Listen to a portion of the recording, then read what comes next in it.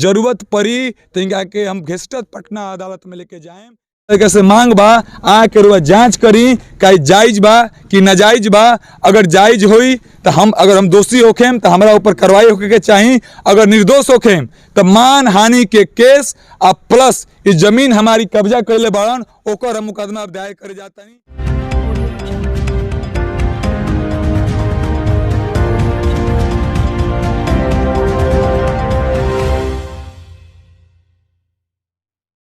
नमस्कार, मेरा नाम है शशिकांत और आप देख रहे हैं ABC न्यूज़ हिंदी।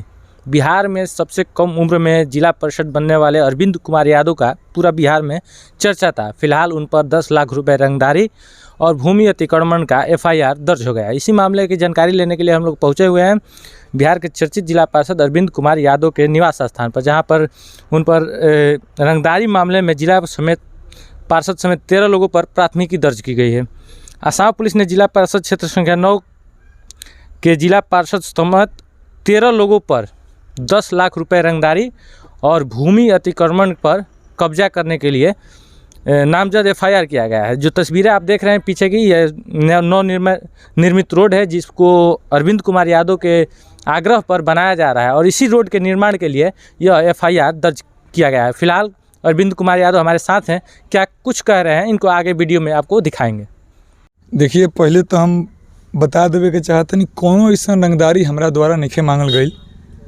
ऐसे कि इस सड़क के निर्माण होता, अगर ये केस और ये मुकदमा अगर ठेकेदार के द्वारा कल गई रही तो कहीं सत्यता माने पर लोग मजबूर हुई कि ठेकेदार से लोग आमतौर पर पहले के नेता मांगत रहा लोग। ये रोड विकास के काम के लेके ये रोड के चौड़ीकरण होता और रोड हमरा कसकारी जो मकान ही बनल बा, ये देखा तनी पूरा भीड़ा के जमीन है हो जैसे अंतिम से लेके आ पूरे तिरछे हुए बंगला के कोना तक जाता। बंगला यही में बा, बंगला भी यही में बा और सीधे तिरछा कोना तक जाता और सीधे रोड जो दिखा तो अंतिम जहाँ पर ऐनी हलू जगले ये जमीन बा, पूरा मकान वही में बा। और निर्माण चौड़ीकरण होते रहे तो ठेकेदार के द्वारा कहल गई कि सर 3 फीट बढ़ा था, तो हम कहने के बढ़ा ली काहे से कि चौड़ीकरण की आवश्यकता बा ताकि विकास होके। हम विकास के मुद्दा पर चौड़ीकरण कराए गई नहीं तो एक बड़ा आपराधिक टाइप के ठेकेदार जो नाजायज़ 2 नंबर के पैसा कमा के और समाज में दबदबा दिखावे खातिर दबावे खातिर गरीब समान क्लास के फैमिली के लोग इस जगह बावे ओकरा के दबाव में रखे खातिर वो एक तरह के मुकदमा फर्जी करे के काम कैले बड़न। हम पूछे के चाहतनी मीडिया के माध्यम से और जांच करे के मांग करतनी DM साहब से, SP साहब से, क्योंकि हम एगो जिला के सबसे बड़ा सदन जो बा वो सदन के हम सदस्य निर्वाचित भइल बानी। पहले चीज़ की ते हमारा सदस्य बानी ओका अपमान करे की काम कैलन, दूसर का बेबुनियाद झूठा मुकदमा करे के काम कैलन। इस सड़क के चौड़ीकरण होई तो केकरा अच्छा ना लगी। हमरा से लोग पूछलस चुनाव के पहले कि जीतेम तो कम से कम आप रोडवा बनवा देम, नेताजी में बड़ा गजन होता। जब हम रोड बनवावे के पहल का काम चालू करवैनी गनी 1 साल से रोड पास रहे, यहाँ के जानकारी चल गई तो आनन फानन में ईंटा 1 महीना पहले लेके ईंटा गिरैलन। अब 15 दिन पहले जबरदस्ती माटी भरल गई है। जबरदस्त मानसिकता रहा, हमने कोनो ऐसा मानसिकता ना रहे कि क्या करता निखन करत। उल्टा में एगो कहावत बावे, चोर कोतवाल के डांटे, वह हाल ही करे के काम कैले बड़न। नाजायज़ पैसा हो गई बा और जमीन हमनी के पुश्तैनी जमीन है जब हमनी के बसल बानी जा 200 वर्ष से ऊपर हो गई। ती बताएं अपना ज़मीन में हम जगह दे देनी तो इनका पेट में काहे दर्द हो गई। हम पूछे के चाहतनी कि जो हमारा भइल बा मुकदमा भइल बा ओमे पहले DM साहब, SP साहब संज्ञान ली लो, था बड़ा बाबू संज्ञान ली का सच्चाई बा, का अगर हम जीतल बानी तो का विकास के मुद्दा पर हम विकास खातिर अधिकार खातिर लोग खातिर हम नहीं काम करवा सकत, का हम अधिकार नहीं खे। ये रोड जबकि हमनी के निजी बावे जबरदस्ती उनका दखल कब्जा में 2 दिन पहले गाय भैंस लिया के जब बाना लो, मानसिकता देख लिए लोग के कोनो गाय ना रही सन। नया पर 10 दिन पहले गाय किनाइला आनन फानन में नया बस सब बनाइला।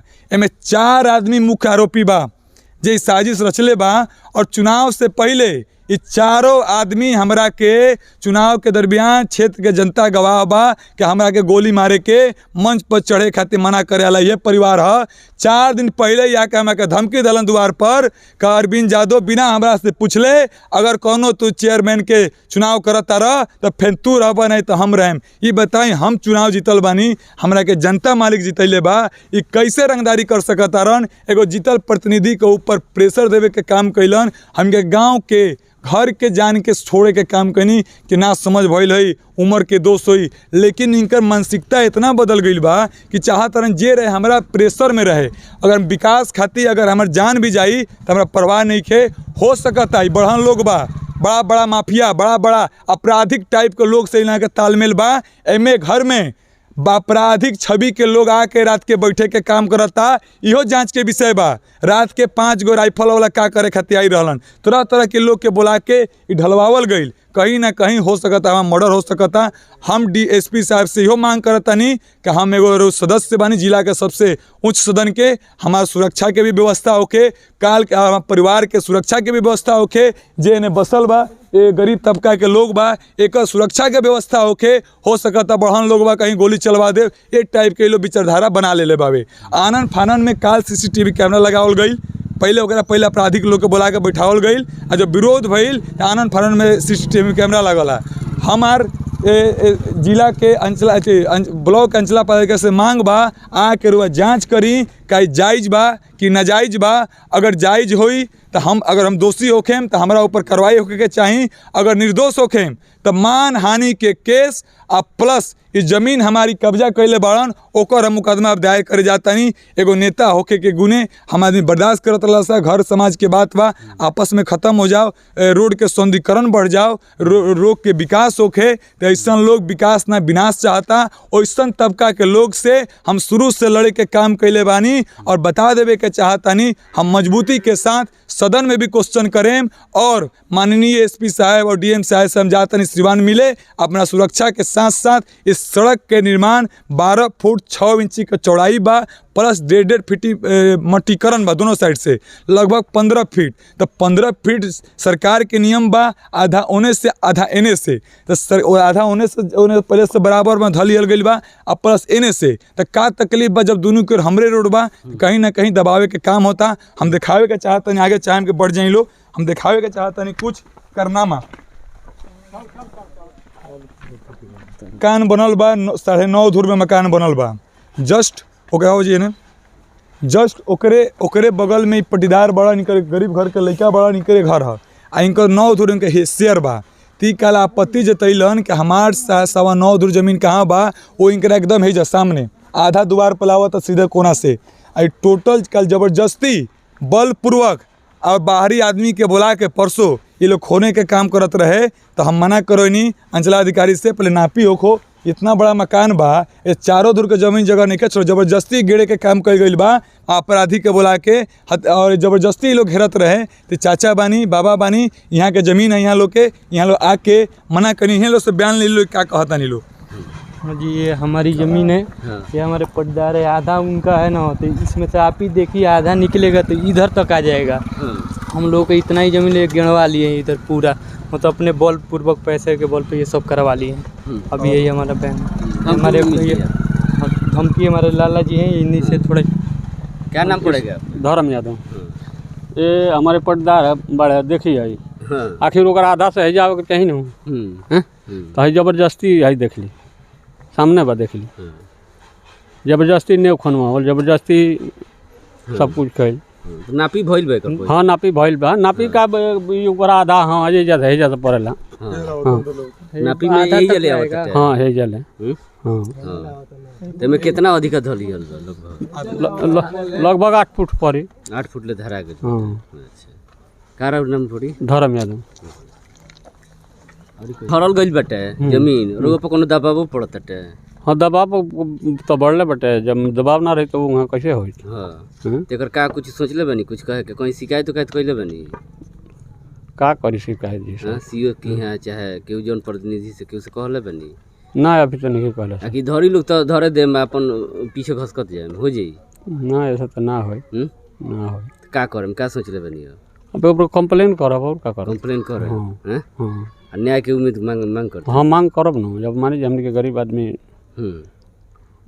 अब माने जो प्रशासन होके है चाहे ब्लॉक होके है वही जन जा सकता आदमी हैं। हमनी के गरीब आदमी लड़ाई तो नहीं कर सकता बाहुबली से जी माने बाहुबली कहत नहीं बाहुबली कहे के मतलब का रोज गांव में इजे रहत नहीं हाँ माने पैसा वाला आदमी बाहुबली होले न जो पैसा चाहिए वाला? कौन हाँ पैसा माने बाहुबली होला नहीं माने जो चाहते वो कर सकता रे वो हैं। पैसा तो अपना कर्म से कमाई जाए हाँ, तो तो- बाहुबल कहाँ से है जी ना ना तो पैसा से सब होई नहीं सर। पैसा ना रही तो माने जे हमर हे जला बरिया धली थी। अच्छा माने कानून से ऊपर पैसा रहबा का अब कानून में कुछ देर खातिर कानून तो कानून होला लेकिन कुछ देर खातिर मुड़ सकता ना। बिहार के सबसे चर्चित जिला पार्षद अरविंद कुमार यादव पर 10 लाख रुपया के रंगदारी चुनाव लड़े खातिर ओकरा बाद भूमि अतिक्रमण पर भूमि पर कब्जा कईल आ जान से मारे के धमकी के केस दर्ज बा। देखिए पहले तो हम बता देवे का चाहतनी जैसे ही हम चुनाव जीतनी कुछ लोग के हमरे गांव में पेट में दर्द चालू हो गई आ कुछ लोग के इशारा पर कुछ लोग ये काम करता। तो हम इहो जानतनी के करावता चुनाव के समय पूरा क्षेत्र के जाके पूछ सकता लोग जाना था कुछ समय हमरा के मंच पर चढ़े खातिर धमकी देवल गई रहे। मीडिया के सामने और ऑन कैमरा कहता नहीं ये वो परिवार रहे कि कहले रहे कि मंच पर चढ़ब तो तोरा गोली के बरछार हो जाई। ये दूसरा तीसरा आदमी के माध्यम से कहल गई रहे आ मंच पर चढ़े खातिर मना कल गई रहे। ये आपराधिक छवि के लोग बा और आपराधिक लोग के लोग जगह देता हुए लोग। और हम मिडिल क्लास से मास्टर के नाती बानी शिक्षक बानी पटना यूनिवर्सिटी से पढ़ल लिखल बानी से बताई जो कलम से पढ़ले बा वो कहाँ जाना था अपराध के 10 लाख के मतलब 10 लाख के तो 1 लाख के तो औकाते नहीं के तो 10 लाख तो बहुत दूर के बात हो गई। इस मिली जुली साजिश बा। हम एसपी साहब के लेके जाता नहीं न्याय खातिर और एगो जिला के सबसे उच्च सदन के सदस्य पर आरोप लगावल गई बा। अगर आरोप बेबुनियाद भइल तो हम मान हानि के केस आ प्लस हमार जमीन के ये लोग कब्जा कैले बा एकर मुकदमा हम करे जाता नहीं। हम तब तक सिस्टम में बनल रहनी हाँ प्रयास करनी हाँ कि रास्ता के समस्या बा गांव के रास्ता के समस्या बा ओकर पहले विकास होको रास्ता बढ़ो। इनके मानसिकता बहुत इनका गड़बड़ा गई बा। पैसा बड़ा चीज़ नहीं खे पैसा के साथ साथ पैसा जब लोग नाजायज़ कमाला तो जनते बने के दूगो आपराधिक लोग के सपोर्ट होला तो इनका आपराधिक के शरण भी दिलन।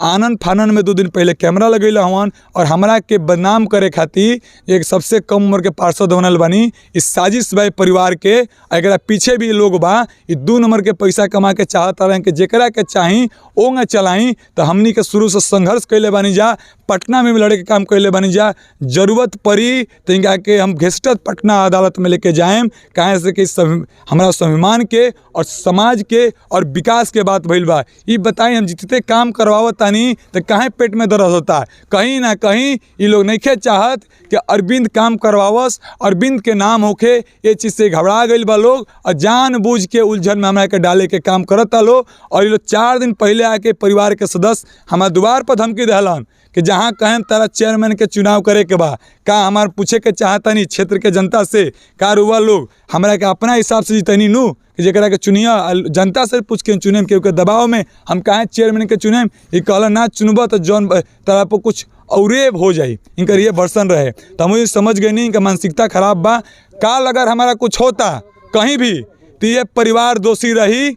और ये में 4 आदमी बा हम चारों आदमी के नाम हम बताएं 4 आदमी दोषी बाएँ परिवार के। अगर कुछ हमारा होता है तो परिवार के लोग दोषी होई। और सबसे पहले हम एसपी साहब से मांग करें कि हमारा सुरक्षा के साथ साथ हमारा परिवार के सुरक्षा के मुहैया करा काम कल जाओ। हो सकता हमारा मर्डर भी कल जा सकता है। माने कानून प्रकार के केस भइल बाटे हमरा पर 10 लाख रंगदारी भूमि अतिक्रमण तो वह देखी रोड में जमीन गई बा ठेकेदार मिट्टी डलले बा तो हम कहाँ भूमि अतिक्रमण कर लेनी है।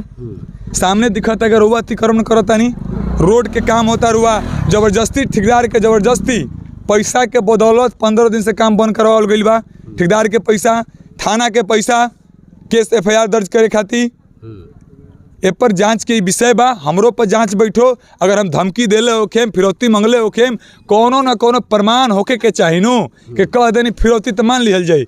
हमारा लगी प्रमाण बा, हमारा लगी गवाह बा। प्रमाण के साथे हम जातानी सिवान एसपी साहब के लगी और जब अपना सुरक्षा और न्याय खातिर और रोड के साथ साथ समाज के विकास खातिर हम गुहार लगावे। चेयरमैन के चुनाव के बात कहनी है जो दबाव पड़त है देवे के तो का एकर नाम उजागर कर सकत नहीं जे की दबाव बनावता जे चेयरमैन कौन अभी केकरा के कहत रहन भी न जानता रहन ई कहलन कि हमरा हिसाब से तरह वोट देवे के बा। विवाद के ये कारण बा, ई रोड कारण है कि रोड तो बाद में भइल, पहले विवाद के ये कारण बा। जहाँ कहम तरह देवे के बा तो बुझ जइबा। ई कैसे हो सकता है बुझाइयन हमरा के जनता चुन ले बा। ये हमारा विरोध में परिवार रहे और वो परिवार कहता कि बुझ जइबा।